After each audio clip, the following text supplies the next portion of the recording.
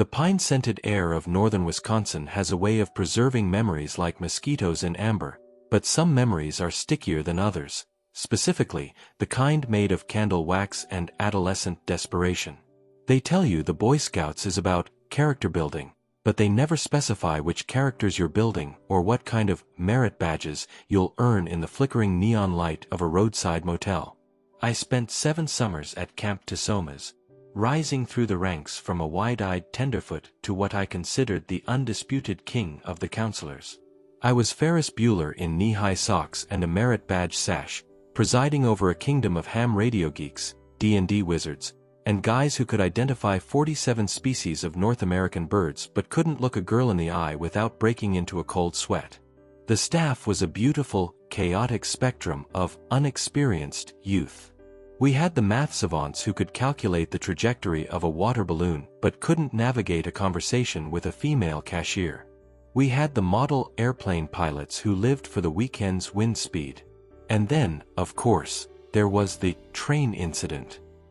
One year, a guy actually got fired because he was caught in a state of self-appreciation in a public area while looking at pictures of high-speed locomotives. That was the bar. That was the baseline for sanity. By my 21st year, I was staring down a future full of boring jobs, in offices where no one ever sang songs or faked a religion. I was determined to pull some hijinks that would go down in camp history. The catalyst was Toby. Toby was 18, homeschooled, and undisputed as the most sheltered kid in the state.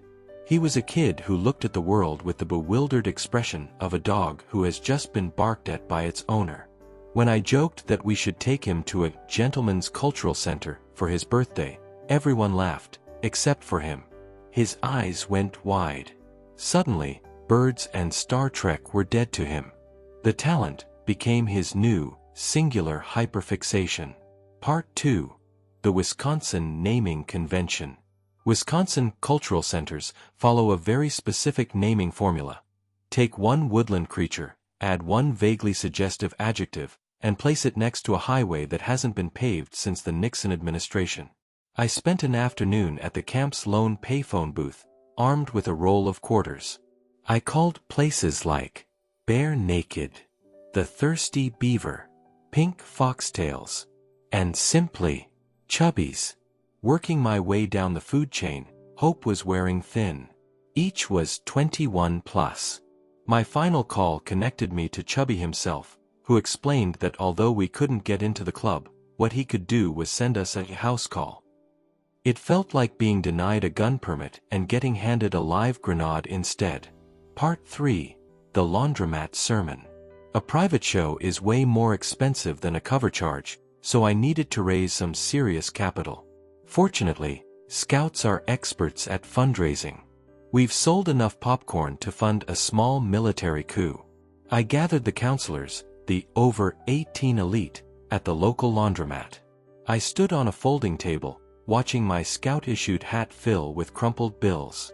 My pitch was a masterpiece of irony. Gentlemen, help provide a life-changing experience. These boys will learn about nature. Some might even practice shooting. The response was visceral. We had all been in the woods for 5 weeks, deprived of so much as seeing the shadow of a woman. By halfway through the summer, a particularly round cloud in the sky could trigger a DEFCON 2 level of interest. Counselors handed over their entire weekly pay to ensure Toby would have the best birthday ever. Part 4. The Nuclear Missile Codes. The day of the party had all the excitement of a NASA launch. Our camp director was a notorious hardass, the type of guy who hates fun then takes a job at a youth camp. When word of our plan reached him, I assumed I was dead. He called me into his office. "You cannot do this here," he said, his voice a low growl. Then, he did the unthinkable. He slid me $50 and recommended the shady Acer's Motel.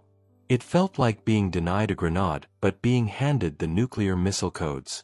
The only rule was we weren't supposed to reveal where we worked. As their king, I explained this to the ham radio operators and dungeon masters as we climbed into a van with Boy Scouts of America plastered on the side. We were doomed. Part 5.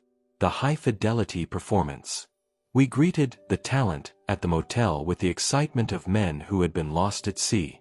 If our enthusiasm hadn't blown our cover, we immediately ruined it by telling her exactly where we worked, because a scout is trustworthy. She put on a show worthy of its own merit badge. There were unauthorized pyrotechnics, musical numbers. At the start of the show, she had lit a dozen candles to set the mood.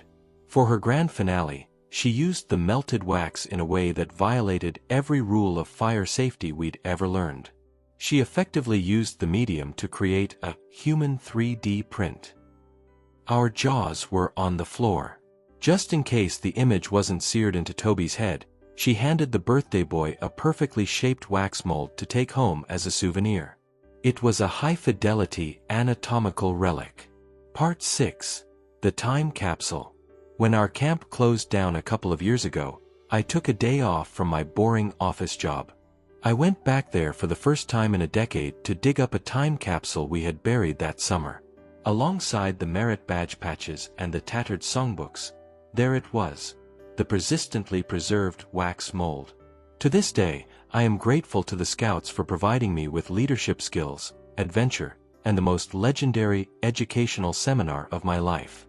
I might be sitting in a cubicle now, but I'll always be the guy who brought the cultural center to the Northwoods.